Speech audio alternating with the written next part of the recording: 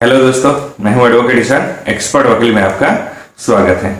दोस्तों, आज हम बात करेंगे एक वेरी इंपॉर्टेंट टॉपिक के बारे में कि अगर आपने लोन लिया है और किसी कारणवश आप ईएमआई नहीं चुका पा रहे हैं या फिर आप लोन डिफॉल्टर हो गए हैं या फिर आपकी जो आर्थिक परिस्थिति है वो एकदम से खराब होने के कारण आप लोन नहीं चुका पा रहे, ईएमआई की किस्तें नहीं चुका पा रहे हैं। और कई बार ये देखा गया है कि बैंक के द्वारा जो थर्ड पार्टी है, रिकवरी एजेंट है, या बार बार कॉल करके हैरेसमेंट किया जा रहा है, तो उस वक्त आपके क्या राइट्स है और अगर आपने लोन लिया है और आप डिफॉल्टर हो गए हैं तो आपके क्या राइट्स है और आपको किस तरीके से बैंक को अप्रोच कर सकते हैं, किस तरीके से अगर आप लोन डिफॉल्टर है तो आपके क्या राइट्स है और आपके क्या कानूनी अधिकार है, इसके बारे में आज हम बात करेंगे। तो वीडियो को अंत तक जरूर देखिएगा ताकि आपको इन्फॉर्मेशन पूरी मिल सके। और अगर आपने अभी तक हमारे चैनल को सब्सक्राइब नहीं किया है तो अभी सब्सक्राइब कर लीजिए और साथ ही में बेल आइकन भी दबा दीजिए ताकि ऐसा ही लीगल नॉलेज और लीगल वीडियो जैसे अपलोड हो आप तक नोटिफिकेशन तुरंत पहुंच सके। तो चलिए शुरू करते हैं।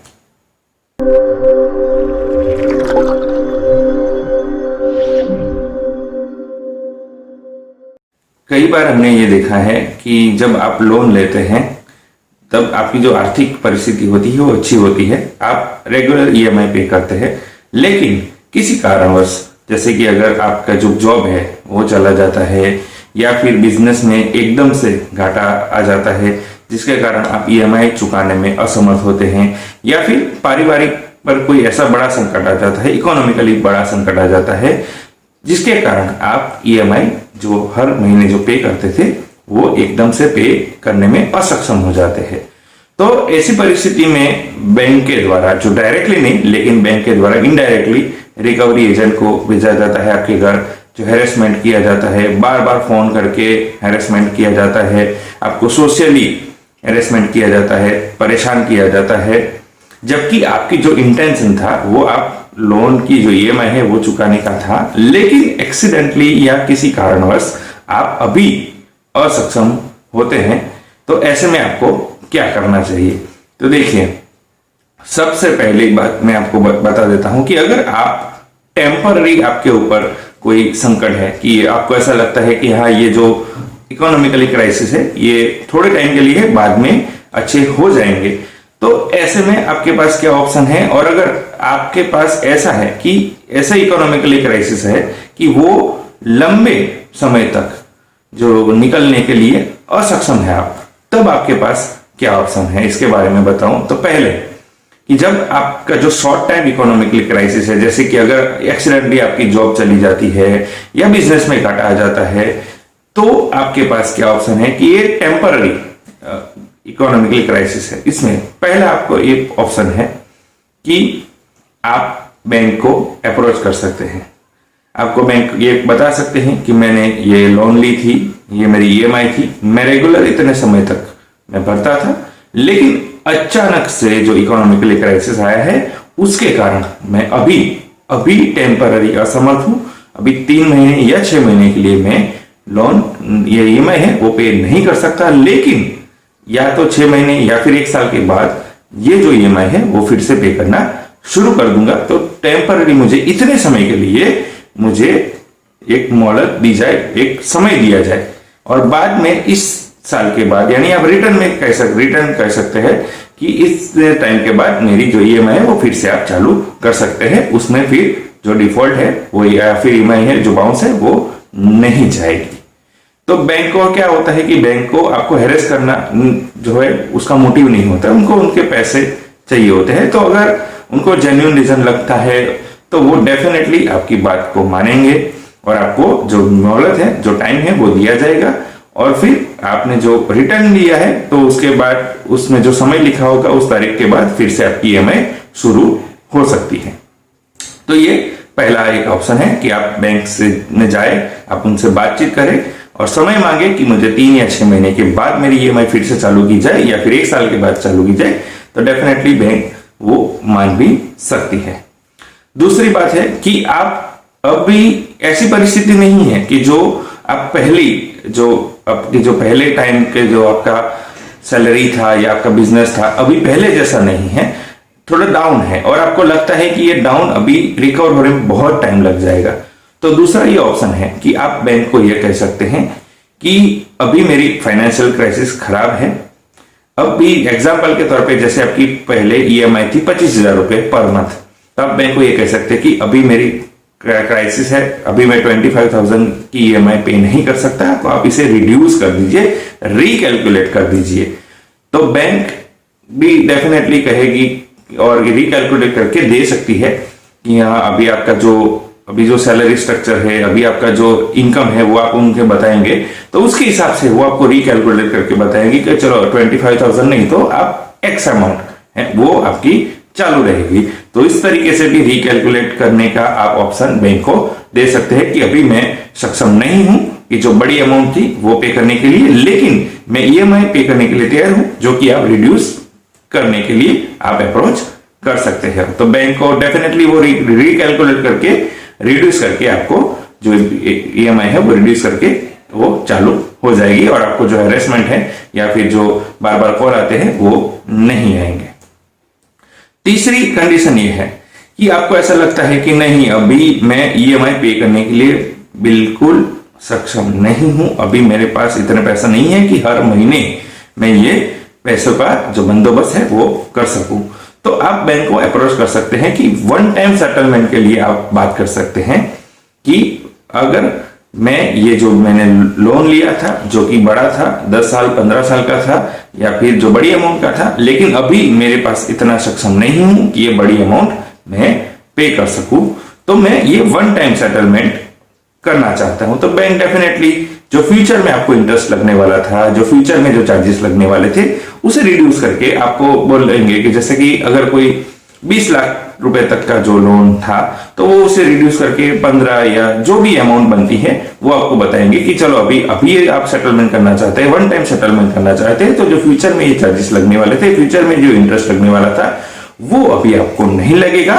और आपकी जो अमाउंट है वो आप इतनी अमाउंट वन टाइम सेटलमेंट कर दीजिए, आपका लोन खत्म हो जाएगा।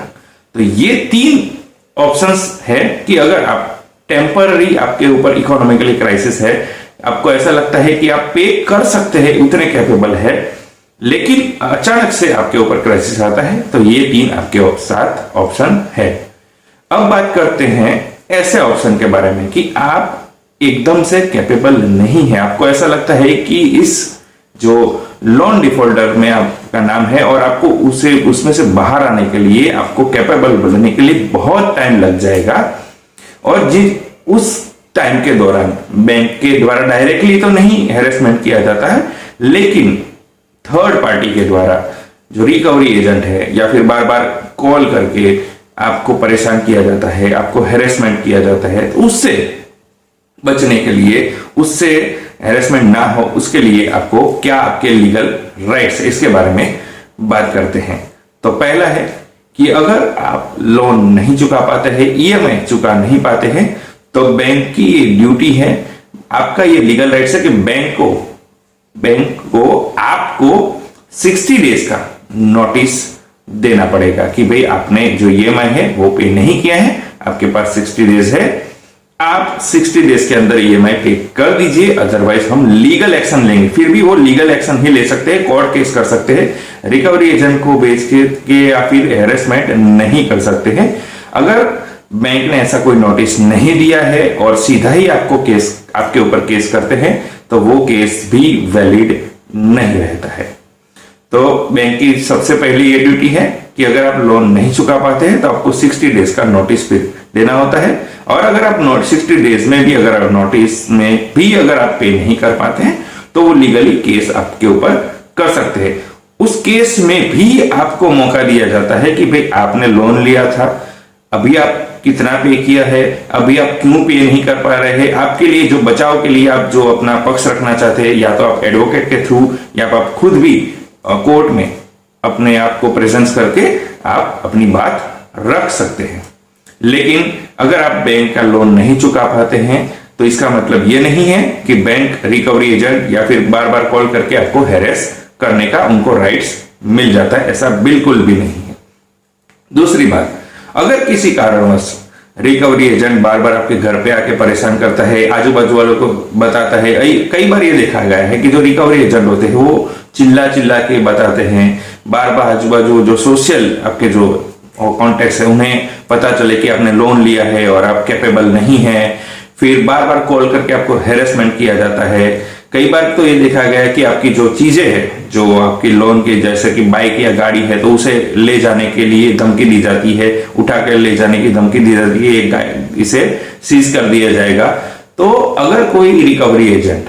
या बार बार कॉल करके आपको हेरेसमेंट अगर बैंक के द्वारा किया जाता है तो डेफिनेटली आप उसके खिलाफ पुलिस में कंप्लेन कर सकते हैं। बैंक के पास ऐसा कोई राइट्स नहीं है कि वो आपको बार बार कॉल करे ईएमआई के लिए या फिर जो रिकवरी एजेंट है उससे भेज के आपको हेरेसमेंट करे। ये राइट्स बैंक के पास नहीं है। अगर ऐसा बार बार किया जाता है बैंक के द्वारा या थर्ड पार्टी के द्वारा तो आप जो है पुलिस कंप्लेन कर सकते हैं और आपकी कंप्लेन के आधार पर पुलिस डेफिनेटली एक्शन लेगी। क्योंकि कई बार ये देखा गया है कि ये जो हेरेसमेंट होता है रिकवरी एजेंट का या फिर कॉल के द्वारा, बैंक के द्वारा, जिनके कारण कई लोग जो है कि सुसाइड कर लेते हैं। तो सुप्रीम कोर्ट की ये गाइडलाइंस है कि भले ही अगर कोई इंसान बैंक में जो ईएमआई है वो पे करने में असक्षम है, अगर लोन डिफॉल्टर है, तब भी आप उसे इस तरीके से हेरेस नहीं कर सकते हैं। ये सुप्रीम कोर्ट की गाइडलाइंस है। और आपने देखा भी होगा कि बैंक कभी भी डायरेक्टली आपको ऐसा हेरेस नहीं करती, वो थर्ड पार्टी के द्वारा जैसे कि रिकवरी एजेंट होते हैं या फिर कॉल सेंटरों के द्वारा ही आपको बार बार फोन करके हेरेस किया जाता है। बैंक डायरेक्टली इसमें इन्वॉल्व नहीं होती है। तो अगर किसी रिकवरी एजेंट या फिर कॉल करके आपको हेरेसमेंट होता है तो आप डेफिनेटली उसके लिए पुलिस कंप्लेन कर सकते हैं। तीसरी बात, अगर बैंक ने आपको नोटिस भी दे दिया 60 डेज का, उसमें भी आप नहीं पे कर पाए हैं, उसके बाद केस भी आपके ऊपर हुआ और केस आप हार भी गए और कोर्ट का ये ऑर्डर आया कि भाई आपकी जो प्रॉपर्टी है, जो भी आपने बैंक में जो लोन लिया था, उस प्रॉपर्टी का में बेचकर नीलामी करके आप जो लोन अमाउंट है वो पे की जाएगी। तो उसमें भी आपका ये राइट्स बनता है कि आप बैंक को ये सजेस्ट कर सकते हैं कि इस प्रॉपर्टी के लिए जो बेस्ट बायर है, ये जो सबसे ज्यादा कीमत देने वाला जो बायर है, वो आप उसे बैंक को रेकमेंड कर सकते हैं। और अगर किसी कारणवश आपकी जो प्रॉपर्टी है या जो नीलामी हो रही है उस प्रॉपर्टी की कीमत 50 लाख है और आपका जो आउटस्टैंडिंग है वो केवल 20 लाख है, तो जो बाकी के जो 30 लाख है वो आपको ही मिलने चाहिए और आपको ही मिलेंगे। और बैंक की ये ड्यूटी है कि उनकी जो आउटस्टैंडिंग अमाउंट है वो डिडक्ट करके जो बाकी के अमाउंट है वो आपको देना पड़ता है। यानी कि आपके पास ये राइट्स है कि अगर आपकी नीलामी हो जाती है जो एसेट्स की, तब भी आप उसके लिए बेस्ट बायर चुन सकते हैं। और चौथी बात कि अगर किसी कारणवश बैंक आपसे जो नीलामी के बाद नहीं करती है, जो पे नहीं करती है अमाउंट, तो उसके लिए आप लीगल भी एक्शन ले सकते हैं। तो ये सारी चीजें थी कि अगर किसी कारणवश आपने लोन लिया है और आप पे नहीं कर पा रहे हैं और आपको ऐसा लगता है कि ये टेम्पररी इकोनॉमिकल क्राइसिस है, तो आपको बैंक में जाके बैंक से बातचीत करके आप समय भी मांग सकते हैं, आप ईएमआई रिड्यूस की बात कर सकते हैं या फिर वन टाइम सेटलमेंट की भी बात कर सकते हैं। और अगर आपको ऐसा लगता है कि ये टेम्पररी नहीं है, परमानेंट क्राइसिस है, तो आप बैंक को लीगली फॉर्मेलिटीज करने के लिए कह सकते हैं, कोर्ट में अपना पक्ष रख सकते हैं और पक्ष रखने के बाद भी अगर आपकी जो एसेट्स है और वो नीलामी हो जाती है, एसेट्स की जो नीलामी होती है, तो उसमें से जो आपका आउटस्टैंडिंग है वो माइनस करके रिड्यूस करके आपको बाकी की अमाउंट देने की जो ड्यूटी है वो बैंक की होती है। तो ये सारे राइट्स थे कि अगर किसी कारणवश आपने लोन लिया है और आप लोन नहीं दे पा रहे हैं, ईएमआई नहीं चुका पा रहे हैं, तो आपके ये राइट्स है। आपको किसी भी रिकवरी एजेंट के द्वारा या कॉल करने के कारण हेरेसमेंट नहीं किया जा सकता। तो दोस्तों, कैसी लगी ये इंफॉर्मेशन जरूर बताइएगा। दोस्तों, अगर आपको ये वीडियो अच्छा लगा है तो इसे लाइक कीजिए, शेयर कीजिए। कोई भी सवाल हो तो आप कमेंट कर सकते हैं या फिर हमारे नंबर पर कॉल कर सकते हैं या फिर आप व्हाट्सएप भी कर सकते हैं।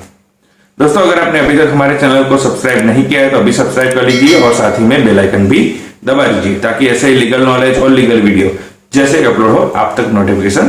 तुरंत पहुंच सके। इसके साथ ही आप हमें हमारे सोशल मीडिया प्लेटफॉर्म पर भी फॉलो कर सकते हैं। और इस वीडियो को पूरा देखने के लिए धन्यवाद।